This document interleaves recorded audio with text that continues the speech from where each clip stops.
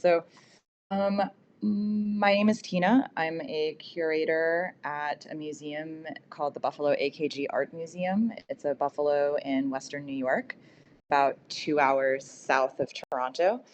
And we are the sixth oldest museum in America, founded 1862. And as far as we know, the oldest museum in the world devoted to contemporary art. So we have always collected the art of our time and um, supported living artists, emerging artists. We love to offer artists their first museum exhibition or to be the first museum to acquire an artist in their career. Like I said, we've been around since 1862. We are just about to reopen. We've been closed for the past 3 years while we completed an over $200 million expansion project. And we actually just had our media preview day yesterday, and we opened to the public on Monday as our ribbon cutting ceremony. So that's the museum, and I'm assuming I got invited to do this space because I have a particular interest in digital art. I'm an art historian by training. I did my doctoral dissertation in art history on the emergence of media art in the 1960s, including the first generation of computer artists. So it's something that I'm sort of an expert in and very passionate about. And I was very happy to be able to publicly announce a couple months ago that this institution now has one of the largest collections of digital art in the world, including historic computer prints by, basically everybody. Manfred Moore, Vera Molnar, Charles Surrey, Joan Truckenbride, Georg Knies, Frieder Naka. Who else? I went on a bit of a shopping spree. Stan Vanderbeek, yeah, Mark Wilson, yeah, so many great artists. David M., who sometimes gets forgotten in these histories. So yeah, and I most recently wrote a review of the exhibition Coded, Art Enters the Computer Age, which is an exhibition that is still on view through July at LACMA in Los Angeles, which is a really important exhibition that focuses on the first 3 decades of computer art. And I don't know if any of you had the opportunity to go see that exhibition or have seen any of the press that exhibition received, but I was very frustrated because a lot of the art critics, and I'm also an art critic. I was an art critic before I was a curator, so I still get to review exhibitions. A lot of the press or a lot of the reviews of that show were really dismissive and basically said, this stuff is experimentation. It's not really art, or why do I need to go, look to a museum to see computer screens and all of this stuff? And if, you're a historian of this material, this is exactly what was said about digital art 60 years ago. So I'm like, you need better insults. Your material is not fresh. I just got really frustrated. So I decided to write a review of this show for Art Forum and basically, explain how this exhibition is really, I think everybody kind of missed the point, which is that the whole point of the show is that what we think of as art was profoundly disrupted in this moment in the 1960s. And that if you look at other movements at the time, which the exhibition brings in, like op art or conceptual art, or minimal art, that the whole point of those artistic movements was to challenge what we think of as art and introduce basically what the curator of the exhibition called a kind of computational imaginary or computational aesthetics. And I think that is a great way to think about digital artists working today. It's something that I've actually written about before, and argued that we need to define digital art as not just literally art that is made with and shown on computers, but art that really engages with algorithms, computation, rationality, all that, right? And that really transcends, people who literally work with computers. But anyway, that's me. So art historian, critic, and curator based in Buffalo, New York, who is pretty obsessed with digital art. So thanks for having me in.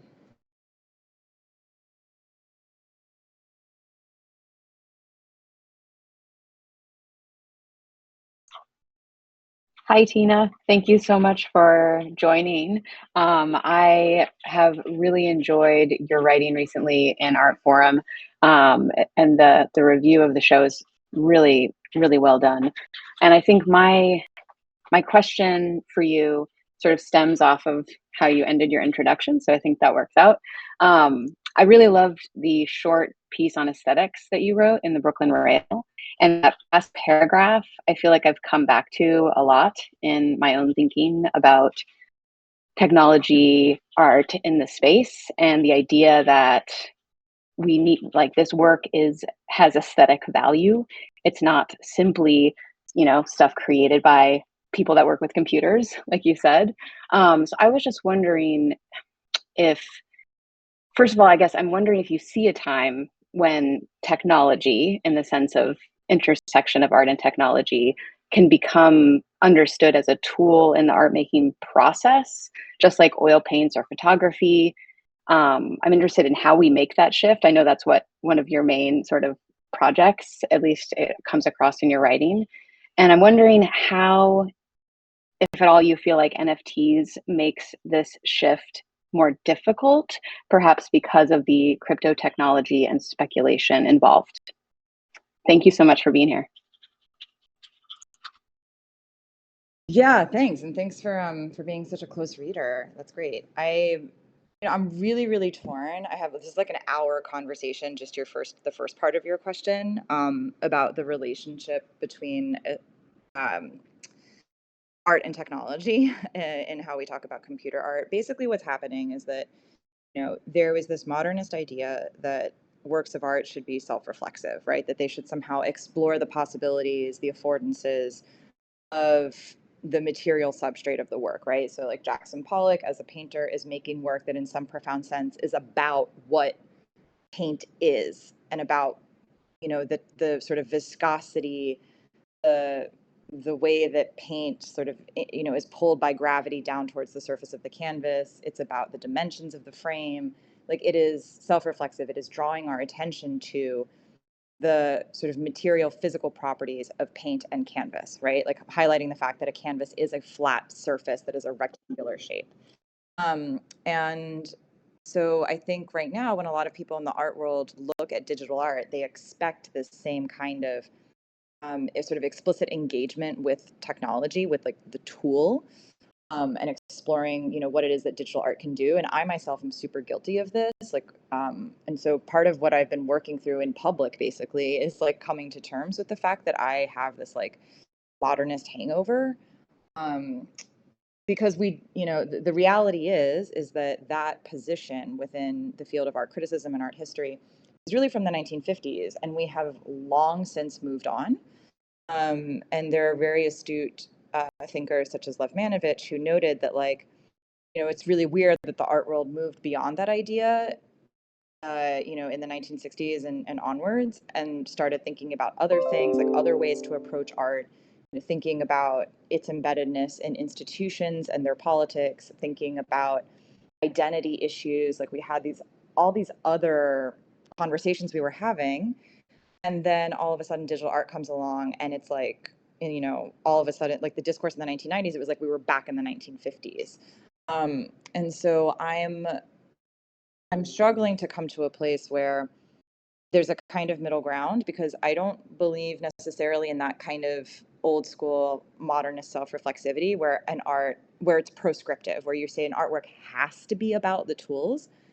But I do believe in, like, I want to call it like a softer modernism, um, where I do think that good works of art are ones that are made in a way that sensitively engages with the tool, right?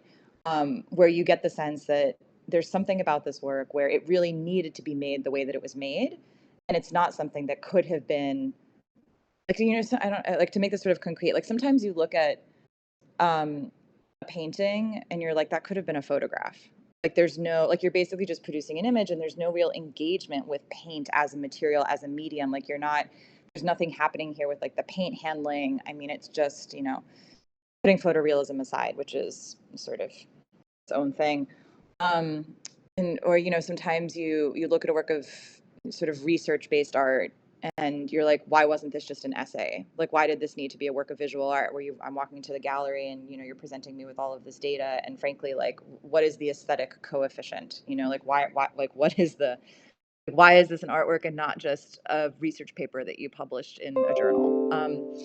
And so I don't want to say that all digital art has to be about its tools, but that doesn't mean that we should just talk about aesthetics and completely ignore the tools. And so the other thing that's going on here that I want to put on the table is that, people have asked whether, like, is a computer really a tool like any other? Like you mentioned paintbrushes. And, you know, there was a conversation that happened on Twitter a couple months ago, and somebody was like, yeah, we don't ask painters to have the same sort of critical relationship to paint and canvas that we expect computer artists to have in terms of holding, people like to hold computer artists accountable. Like, well, you're using these tools, but these tools are like tied to the military, industrial, academic complex, and these tools are being used in like drone warfare, and these tools are so, and it's like, well, we don't have this expectation of painters. And on the one hand, I want to be like, but wouldn't it be amazing if we did? Because painting itself, I mean, my God, the history of painting is completely tied up with like the Enlightenment project, which is completely tied up with colonialism. So we could actually expect painters to understand that they're using tools that for a long time have basically been the weapons of like European colonizing powers. Um, on the other hand, I wonder, like, is there something truly different about the computer as a tool where it's not, as like the saying goes, technology is not neutral. And because computers are so deeply embedded in contemporary society, maybe it is not exactly just like using a paintbrush. So again, it's like I want to kind of find some middle ground. Like I don't believe that, tech is just a tool like any other, but I also don't want to say that every artist has to be making work that is about computer technology in some way. And so that's all preamble to say like why this conversation about aesthetics that I'm having now. It's like I'm trying to find the right ratio, right? And what I'm attempting to do in my work right now is to address what I see as like an imbalance where we've gone too far down the side of focusing on the tech of this work. And when I say we, the question is like, who is we? And I basically mean the mainstream art world. That, we're obsessed with thinking about the politics of algorithms, or we're obsessed with thinking about, the history of these software programs. And I'm totally guilty of that too, by the way. Like, this is something that I've done in my own work for, the past 20 years, basically.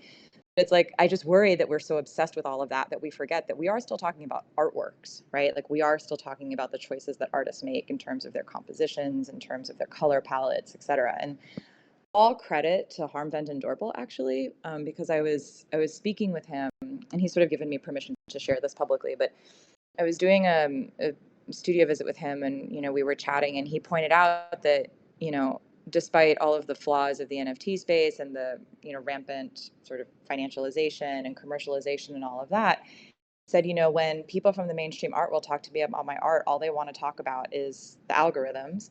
When the NFT space talks to me about my art, they ask me about my colors. And that was something that was really like, I don't know, humbling, chastening for me. And just made me think about, what am I asking digital artists? What am I looking for in their art? And so that's why I've sort of or at least that conversation with Harm is part of why I've been on a tear for the past year about, let's not forget, we're not just talking about technology. When we talk about art and technology, we're also talking about art too. And sorry, I'm rambling, but to answer the last part of your question, I'll just be very brief that, like, as far as the NFTs play into it, I mean, best possible scenario is that more people get turned on to digital art, more people see digital art and get excited by it. But as I think everyone knows, it's a matter of what kind of experience you're putting forward for people. And I'm not going to sit here and pretend like the contemporary art world is not, does not have this kind of symbiotic relationship with the contemporary art market. Um, and maybe it's hypocritical that we act like it's not about the money. So, like, point taken. But still, if you're not a collector and you don't care about the money and you care about art, you can walk into a gallery in Chelsea and just walk right in and stand in front of a painting and look at that painting and have an aesthetic experience. And money doesn't have to factor into it. There's no price listed on the wall, right? There's no sales guy who's coming out to harass you, probably because you don't look rich enough. Um, and it's just something to think about is like what is the framing of the work. And so when I first came out, I was super against NFTs, and now I feel like I've always had to backtrack and say, like, it wasn't so much it wasn't about being against the art or the artist per se. It was about the platforms. I really was disgusted with the platforms that basically made us see these artworks as assets first, as commercial goods first, and as artworks only secondarily. Like when the first thing on your homepage is a leaderboard of prices, that's basically a stock ticker. That's not a gallery. And again, I don't want to, I don't want to get accused of being a hypocrite, but it is true that in the contemporary art world, at least, we pretend that we're talking about artworks and not about money. And, maybe there's an argument for greater transparency, fine. But at the end of the day, I don't really care about the money part of it. I care about the art part of it. And so, that's where I'm coming from. But I also want to acknowledge I'm speaking from a position of privilege because I'm not trying to sell artworks. I'm not on the for-profit side, so I don't have to worry about how I'm paying my rent. And so I'm not against artists making money. Like, it's fine to have these platforms, but it's like, can we at least have some space where somebody can just interact with the artwork and have an aesthetic experience and not be confronted with like the financial reality of it? I hope that answers your question. It was a really, really good one. Amazing. Thank you so much. That was awesome.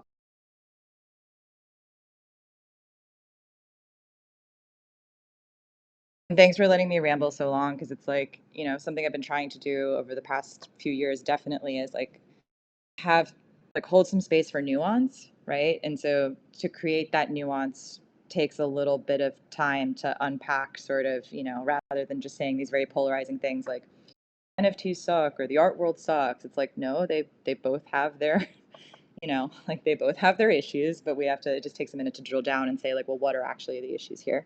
And what's this sort of third path? Like I keep on talking about a third path, right? Like I'm not trying to defend the contemporary art world and the way it does business, but it doesn't mean I don't think that the, NFT space is like all rainbows and kittens, as my mom would say. Although ironically, it is a lot of rainbows and kittens now that I think about it.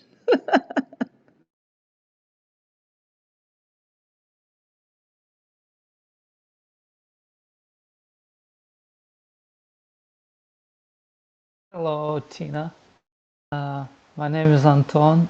I really liked the things you said. It's kind of I don't know. Was really a warm feeling to listen to you. So don't don't think you talk alone. It's really pleasant uh, to know what you're thinking about it, because me personally was first thing of art for me was a digital art, and before I knew a traditional art I actually knew more digital art. And when I came to get to know more about art world, I suddenly realized that digital art isn't considered as an art by a traditional art world, and it was all really surprising to me. And yeah, and it's I'm still don't get why this happening. Uh, why is it like something always standoffish, and this kind of borderline between digital artist and in real life artist? For me, I feel like there are for me there is the main thing it is doing art and artwork and try to present it to the world, present your idea and your point of view. And this is this is really interesting to me. Why is it so? Why is it digital art is so hard to get for so many people to understand it? And also, you said about some kind of place for NFT and digital art to be showcased.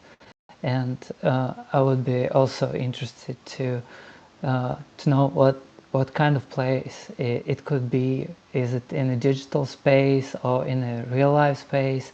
So if it's not a marketplace or some kind of decentralized world, how it could be. Thank you. Yeah, thank you.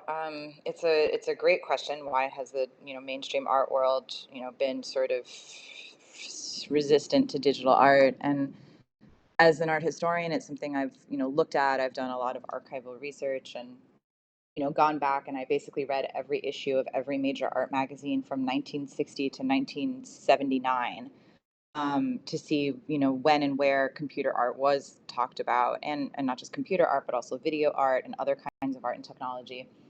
um, there's a couple different answers, and I think all of these are good news in a way, because none of these problems are sort of permanent. They're all things that I think are already changing. So one issue historically, like if you go back to the first decades, is that right after computer art emerged, which was part of this larger art and technology movement, the 1970s hit. And if you look back, and this is true at least in America and in Western Europe, um, the 1960s, there were many people who felt a kind of techno utopianism, who thought, all of this new technology, whether it's like new satellites and international telecommunications networks, or new video technology, like the new portable video cameras that were released, like all of this stuff would basically put the power of media into the hands of the people and would make society more connected globally. And there was just, the sense that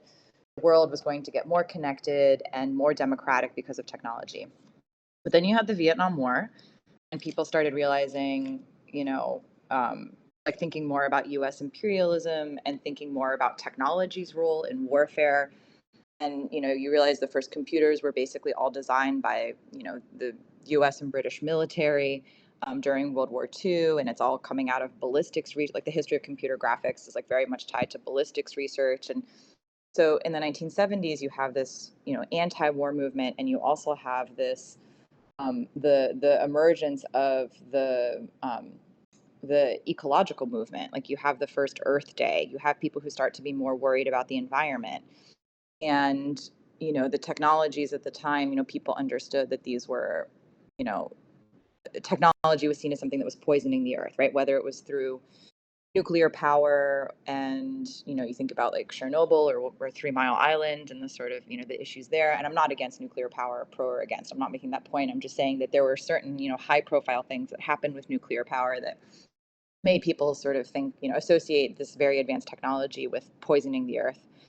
And then the same thing with like the Vietnam War, like we started learning in America about the use of napalm, these like advanced chemicals that we were dropping from the sky to burn villagers, and Agent Orange and the effect of that on our troops, et cetera, to the point where there's a very famous sculptor named Richard Serra, who was invited to be part of the art and technology program at LACMA, the museum in Los Angeles, in the 1970s. And he said, technology is what we do to brown and black people, meaning technology is the weapon of imperialism. It's napalm. It's like that's what it is. So the art world very much saw technology as being something that was not aligned with its generally sort of liberal or leftist agenda. So first there was that. Then there was the fact, I think, that a lot of the development of computer art in the 80s was really aligned with the sort of industrial development of computer graphics for example, like computer animation, for music videos, for television news programs, for Hollywood films. And art has always been pretty snobby about pop culture and not wanting to cross over into like, graphic design or industrial design. And then the other thing that happened is that the art world's attention really moved away from technology and again towards things like identity politics and the social. And computer art was seen as something that was still very much an art that was abstract. Um, or if it was figurative and representational, it was basically people trying to make paintings but ignoring the social context, right? Like not really thinking critically about identity politics, for example. So it seemed out of fashion, not only like morally wrong, but not aligned with what the art world was interested in. But then there was this moment in the late 90s when net art first emerged, when actually all of a sudden the art world did really care about art made with computers. And net art was very, very much the thing in the late 90s. And there were all of these really big exhibitions that happened. And, people, I mean, yeah, it was just sort of like everywhere. It was in the Venice Biennale, it was in Documenta, like all of the leading, like most elite art exhibitions in the world were showing net art in, like basically between 1997 and 2001. But then you had the dot-com crash, and it's actually so parallel to what's going on right now with crypto, where it's like when crypto's in a bull market, right, then everyone's paying attention to NFTs. But as soon as the money dries up and, people are, smell blood in the water, or, they lose attention, then it all gets forgotten about. And so a lot of the net art attention was associated with like the first wave of dot-com success in the late, mid to late 90s. And then there was the dot-com crash in the early 2000s. And then it was, seen as something that was like, it went out with the crash, basically. And then since then, there's been successive waves of interest. Post-internet art became a big thing in the early 2010s, including artists like Harm van den Dorpel, for example. And Virtual reality was really big in the art world in 2016. Augmented reality was big in the art world in 2017. So it's not that, it's never paid attention. And I am always harping on this, that like museums, for example, like the Guggenheim had a virtual reality show in 1993. MoMA was showing prints and videos made in a computer generated virtual world in 1989. Like this stuff was shown. It's just that there was never really a market for it per se. That's part of it, which obviously NFTs can potentially help to solve, although I don't think you need them. You can buy and sell digital art without them just fine. It's just that it never really happened before, but in theory we could. And then, yeah, so the last thing I wanted to say is that, while museums and some other folks were really interested, there basically emerged this entirely parallel community, um, network of artists, curators, collectors, museums, with organizations like Ars Electronica, with the Intercommunication Center in Tokyo. I mean, you just had this sort of parallel world with, like, presentations at SIGGRAPH, the big computer graphics conference, museums like ZKM in Karlsruhe in Germany. So it's not that there wasn't a community or that there wasn't institutions. It was just like not the mainstream art world. It's like its own parallel art world that sometimes intersected since the 80s, basically. But one of the reasons there was a parallel world is that it does require a bit of specialized skill. And this is my hopeful, like, final point. It does require, museum to show digital art, like you need hardware equipment and you need specialized registrars and conservators, or you need to train your registrars and conservators and curators and art handlers how to work with this material. It's very different from what they're used to. And so a little bit of it is just like a learning curve. And so I do think that as more museums acquire more digital art, which I think is inevitable, and I don't know anybody who disagrees with me on that. I think everyone thinks it's inevitable that it will become more a part of contemporary art museums, because you cannot tell the story of contemporary art without talking about digital society. But it's just going to take a little bit of time, for people to get all of those skills built up.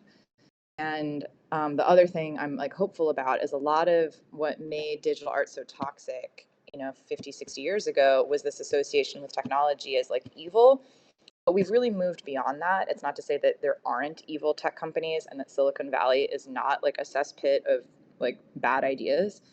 But I think we have a little bit more nuance, because in the 60s you could just reject technology, but now that's not possible, right? Even people who are like super techno dystopians, like they're on Twitter tweeting from their iPhones about how bad technology is, right? Like you can't actually get away from it. So that means that, even if we want to be skeptical about technology, nobody can really totally dismiss it, right? Like you can't just avoid it or put your head in the sand and pretend like it's not happening, which is basically what they did in the 60s and 70s and 80s. So I think people have a little more nuance now around technology. People are more familiar with technology. Museums are going to be, and galleries too. You know, people who work at galleries, it's the same issue. Like they need that same skill set. So people will get the skills, and frankly, the consumers, right? The people that galleries are selling to, and the visitors, you know, the audiences that museums are trying to get to come in the door. You know, they're digital natives now, and as they become more familiar with a life lived on screen, I think it won't be so weird anymore to have an experience on a screen. Because at this point, I mean, name somebody in, you know, in sort of industrialized country right now who hasn't gone to work on the screen or gone to school on the screen, right? Or gone shopping on the screen. So I don't know. It's a great time to be alive because I'm totally confident that its time has come. Sorry, that was like a long-winded answer that had like a history lesson built into the first half of it. I loved it. I loved it actually, and it was really something new for me. Never thought about it this way. So thank you so much. It was really cool.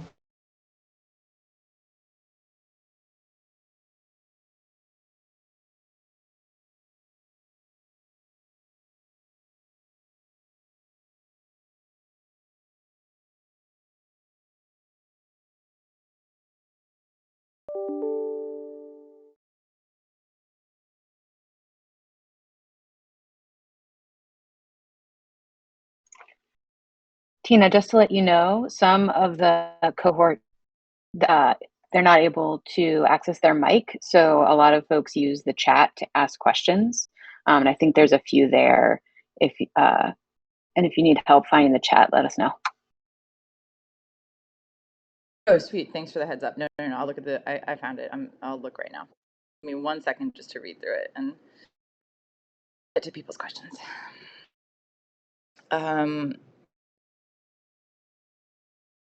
Okay, so X Cross Lucid asks about any works that work with the blockchain that truly moved or shaped my perspective, deepened my understanding.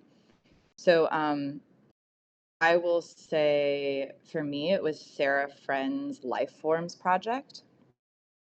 Up until that point, I think most of the NFTs that I had seen, I would refer to as like tokenized JPEGs. So I don't actually like the term NFT because it doesn't actually tell me anything. Like an NFT, it's a digital record, right? But that doesn't actually describe the artwork because the artwork is 90% of cases, it's not the NFT. The artwork is a JPEG, it's an MPEG, it's a piece of code, it's HTML, it's you know, a GLB file, it's a TIFF, it's a PNG, like it's a file, it's some type, like it's file-based art.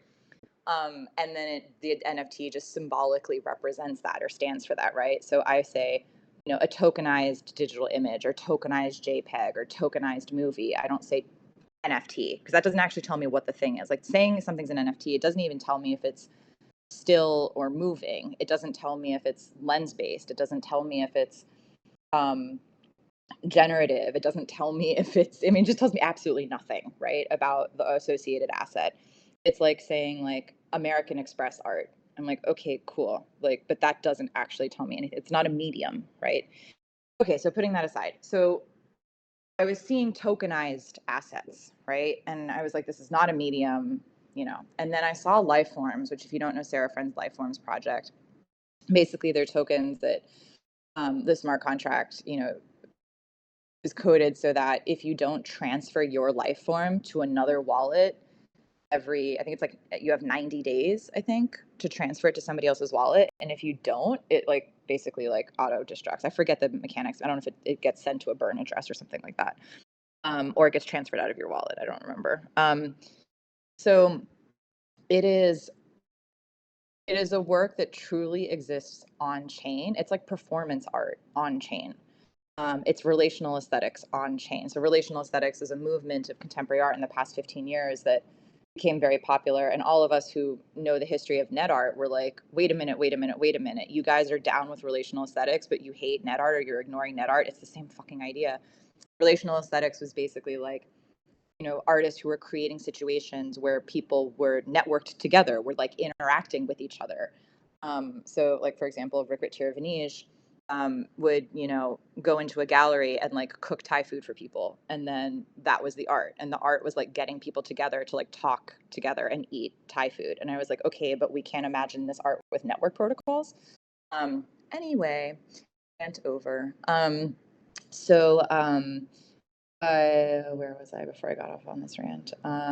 So Sarah Friend, I was like, oh my God, this is like on-chain relational aesthetics, right? Like she's creating a situation in which people have to interface with each other.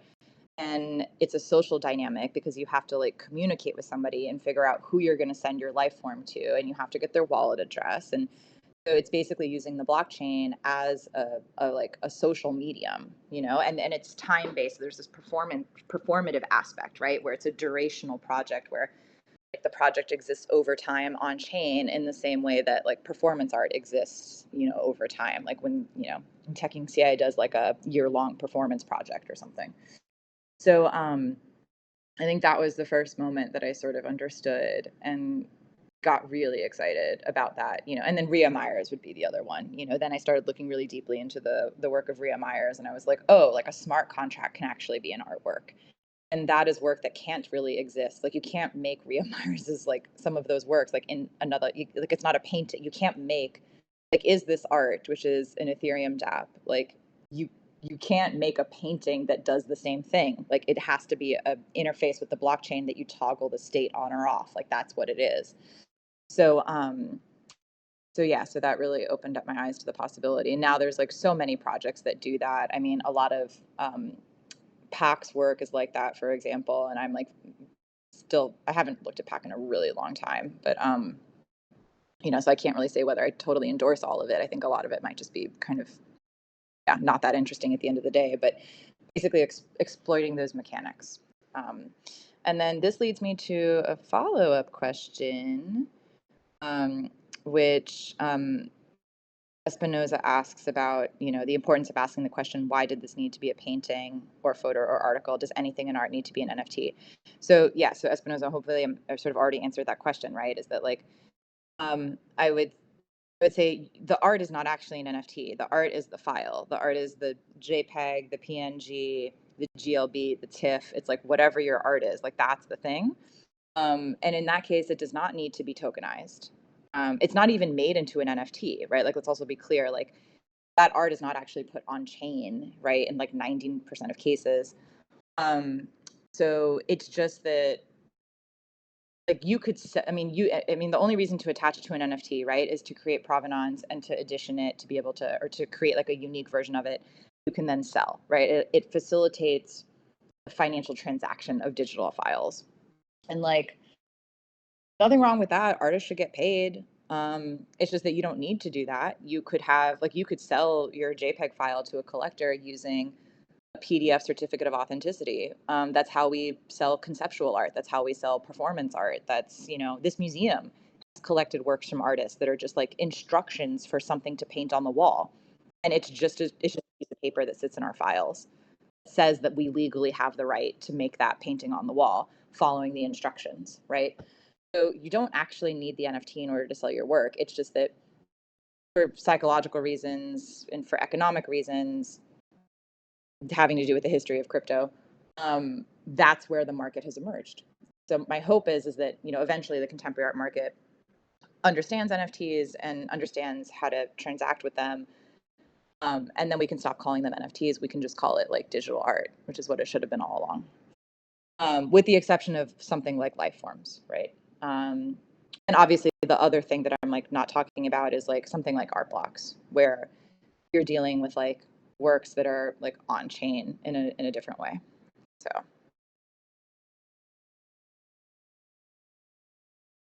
okay, Emily asks, getting tricky with generative art, is the art the output, the file, or the algorithm, or both? Okay, so there's a couple different places where we can think that the art is, right? So say an artist makes an algorithm spits out 10,000 outputs, right? The work of art could be an individual output, right? So like then you have 10,000 unique works of art. The work of art could be the entire series where it's one work of art that has 10,000 components, basically. The work of art could be the idea, the instructions, right? The parameters that the artist sets up to generate the whole project. And finally, the work of art could literally be the code, right? And those of you who do creative coding, like, and I will totally admit, I am not a coder, but many people who are creative coders and who like make isolangs and all this other cool stuff told me that like I was actually Kim Asendorf just pointed this out most recently to me, that like you can actually sometimes identify an artist just by looking at their code. Like people have different ways of coding, different styles of coding. And so sort of a fourth way of saying where the art is you could actually say that the code itself is the art. Because it has a kind of style that can be identified in the same way that like a painting could, right? So there's 4 different answers of like where the art is in generative art. And this is something I've been thinking for a long time. I've never really written it down, but it's like where I am right now in my head. The answer totally depends on the artwork and the artist. There is not one answer. So for some artists, they're going to say like each of the 10,000 outputs is its own work of art. And that's usually what happens in the NFT space because that's where the money is, right? Like you can make more money selling 10,000 individual artworks than selling one artwork that has 10,000 parts. So it makes more sense to break it up, right? But that doesn't really need to happen. It could be the case that an artist says, actually, this is just one artwork with 10,000 parts and you buy all of it or none of it, you know? So yeah, could be. And it could be, you know, for some artists who are really hardcore coders, like they could say that actually the code is the poetry and that's the artwork. And like output, I don't really give a shit, you know? So it could be. Or it could be the system. And, you know, it could just say like the outputs actually could change and I don't really care. It's the system I've created. So, I mean, it really depends on the artist's vision, the artist's perspective. Um, Ether asked about reading recommendations. Do you want to follow that up? Because, oh my God, I mean, my personal library alone is like 10,000 books and articles. So you got to tell me reading recommendations about what in particular? History of digital art, NFT stuff, generative art stuff. I don't know if anybody else has any other questions. I do have a meeting with my boss in like 10 minutes, so I am going to have to sort of stick to time, especially if I want to try to get something to eat. It's lunchtime where I am, so. Um, Anything else? Okay. Okay, Numinal asks, who I think is writing or thinking about the ontology of digital art or who is the best? Okay. It's a small group of us who write about digital art and care about digital art, and I am friends with all of them. So I'm assuming you guys all know about Outland, not the platform, but the publication part of that company that is edited by Brian Drucker, who used to be a senior editor at the magazine Art in America, which is like one of the leading magazines in the art world. And so Outland has been doing amazing work publishing articles that dig into individual artist practices or that have interviews between artists. For example, and I'm sorry, I'm not going to pull up the link fast enough, but Kevin Buist on Rhea Myers. And I know I'm biased because Kevin talks about an artwork that I commissioned Rhea to make. But Rhea's work is incredibly dense, is very conceptual, and it very much is about blockchain technology. So you have 2 things that are difficult to understand, right? Conceptual art and blockchain technology. And Kevin does a brilliant job, I think, of explaining, thank you, of explaining Rhea's work. So in general, I would just say Outland has become a really great resource for all different kinds of writers who are writing about digital art, including perhaps what we might call the ontology of digital art or the definition of digital art. The classic is Christiana Paul's digital art book. So a new edition of this just came out. So edition 1 was 2003, edition 2 was 2008, edition 3 I think was 2015, and she just is publishing. And so this is a small book that's on a series called World of Art with a publisher called Thames and Hudson. And so the World of Art series is all of these like very accessible, like affordable paperback books that focus on different topics like the Renaissance or like modern architecture. And so Christiana, who is the curator of digital art at the Whitney Museum, wrote the book on digital art, like literally wrote the book on digital art. And so I would just go check out the latest edition of that, for thinking about what digital art is and can be. Other great writers, Charlotte Kent has been writing a lot about NFTs and digital art more broadly. She's now an editor at large at the Brooklyn Rail, although she's also written for pretty much every other magazine you can imagine. And again, like writing specific essays on people like Leo Villarreal, and then also writing these like thematic essays about things like the environment and blockchain. Who else has been writing good stuff? I know I'm going to think of like a million people after this that I wish I had mentioned. But yeah, I would start. Christiana is like the mother of us all. She's the OG. And right now, I think Charlotte and whatever Brian's publishing at Outland would be where I would point people for like the most up to date writing on digital art, as well as my own, if I can plug. Cool. Any other questions?